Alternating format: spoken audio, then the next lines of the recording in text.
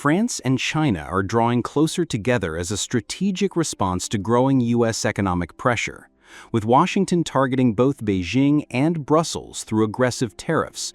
France is positioning itself at the center of a new alignment, one that seeks greater autonomy from the dollar and a more multipolar economic order. President Emmanuel Macron has been increasingly vocal about Europe's over-reliance on the U.S. dollar, warning that this dependence allows Washington to exert political influence through financial channels. In recent speeches and policy forums, Macron has urged European partners to expand the use of the euro in international trade and support alternative payment systems, especially in dealings with China.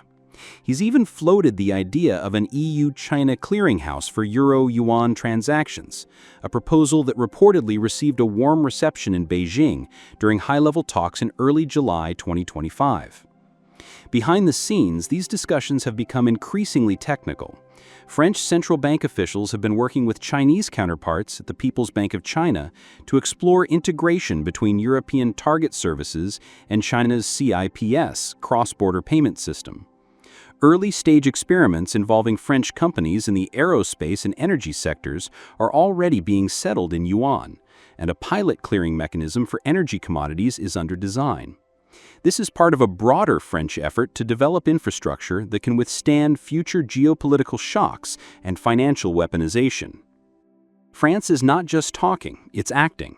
Over the past few months, French banks and Chinese counterparts have begun building technical frameworks to process large-scale trade in yuan, bypassing dollar settlements entirely. French energy and tech companies are being encouraged to explore financing options outside U.S.-linked systems. This is part of a larger European debate over strategic autonomy, but while Brussels still moves cautiously, Paris has made clear that aligning with China on financial sovereignty is now a priority. In June, BNP Paribas opened a new yuan clearing desk in Shanghai, while Crédit Agricole has signed MOUs with Chinese financial institutions to jointly underwrite bonds issued in renminbi. French business leaders have been lobbying for tax incentives to offset currency hedging risks, signaling that this is not a passing trend, but a structural shift. The pressure from the United States is intensifying. In July 2025, the White House announced a new round of tariffs targeting European luxury goods, electric vehicles, and green tech. France was hit particularly hard. While the EU as a whole is preparing to contest these measures at the WTO, France is going further, framing this not just as a trade dispute, but as part of a systemic problem, the use of economic policy as geopolitical coercion. In that context, China is increasingly seen not just as a trading partner, but as an ally in resisting American economic dominance. French Economy Minister Bruno Le Maire and Chinese Minister of Commerce Wang Wentao released a joint statement during a Paris summit in early July 2025, emphasizing mutual opposition to unilateral tariffs and pledging deeper economic coordination between the two countries. The communiqué included plans to coordinate positions within the G20 and OECD, marking a new phase of policy alignment. This positioning is no accident. Paris views the U.S. tariff strategy as part of a broader agenda to keep Europe technologically dependent and politically subordinate. Macron's office has privately warned that continued U.S. pressure could fracture transatlantic unity, especially if Europe feels cornered economically.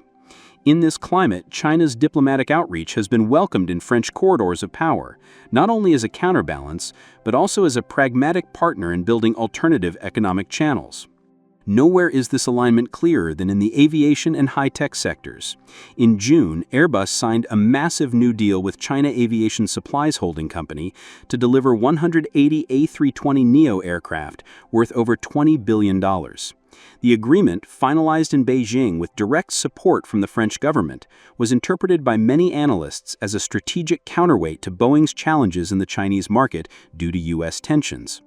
At the same time, major French firms such as Thales, Schneider Electric, and Dassault Systems are increasing their R&D presence in China, with new joint labs focused on semiconductors, renewable energy, and artificial intelligence. French's AI startups, supported by state-funded BP France, are seeking Chinese VC partnerships to scale their platforms, especially in fields like computer vision and industrial automation. This push is complemented by institutional cooperation. France's CNRS and China's CAS, Chinese Academy of Sciences, are expanding joint research clusters, with plans to launch 4 new innovation centers in the second half of 2025. These centers will target critical technologies identified in both countries' strategic roadmaps: electric vehicle batteries, 6G communications, climate modeling, and advanced robotics. French universities such as École Polytechnique and HCE Paris have signed agreements with Chinese counterparts to develop joint entrepreneurship tracks, allowing student-led startups to access funding and mentorship in both countries. French and Chinese universities have also stepped up collaboration. Joint engineering programs, dual PhD tracks, and cooperative research on quantum computing and next-generation batteries have all been announced since May. French officials argue that this academic-industrial cooperation not only strengthens innovation but helps shield both countries from supply chain disruptions driven by U.S. export controls. The University of Paris-Saclay and Tsinghua University are reportedly developing a shared supercomputing platform to accelerate breakthroughs in materials science, an area increasingly constrained by Western export restrictions. One of the most consequential developments is in the energy sector. In July 2025, French energy giant EDF signed a major agreement with China General Nuclear, CGN, to jointly develop and deploy small modular nuclear reactors. The deal, valued at more than 6 billion euros, includes co-owned intellectual property, production facilities in both countries, and a strategy to co-market these systems across Asia, Africa, and Latin America. French officials stressed that the agreement was structured to avoid U.S. technological dependencies, with most components and software developed in-house or through European and Chinese suppliers. Engineers from both countries are collaborating on standardized reactor blueprints optimized for export under IAEA safety frameworks. This EDF-CGN deal marks a turning point. Nuclear cooperation between Europe and China has often been slowed by regulatory barriers and political friction, especially under U.S. pressure. But this agreement, crafted under strict confidentiality, was designed to be sanction-proof. French Minister of Energy Agnès Pannier-Runacher noted that this is a blueprint for future strategic collaboration between Paris and Beijing, emphasizing the importance of economic resilience in an increasingly fragmented global order.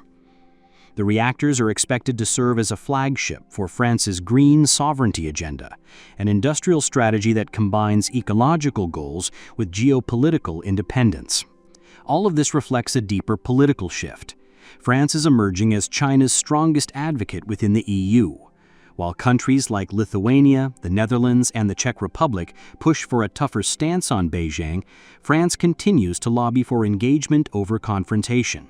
Macron's government has repeatedly softened or blocked EU-wide statements critical of China, particularly on issues like Xinjiang or South China Sea activity. Paris argues that constructive dialogue and economic interdependence are more effective than isolation and threats. French diplomats have even begun facilitating back-channel dialogue between Beijing and skeptical EU states, hoping to de-escalate ideological confrontations and reframe China relations around mutual interests. In fact, Macron has become the leading voice within the EU, calling for a new balanced partnership with China.